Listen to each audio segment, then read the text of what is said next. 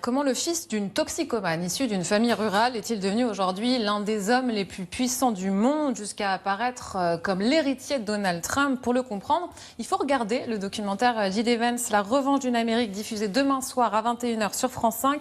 Vous êtes un des auteurs de cette enquête, un des réalisateurs de ce documentaire. Bonsoir David Thompson, vous êtes pris à Albert Londres pour vos travaux sur le djihadisme. Vous vivez aujourd'hui aux États-Unis depuis 8 ans et vous enquêtez sur le phénomène MAGA.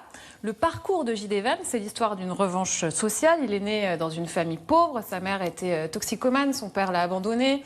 Sa mère le traitait mal, d'ailleurs, on peut le dire. Elle témoigne dans votre documentaire.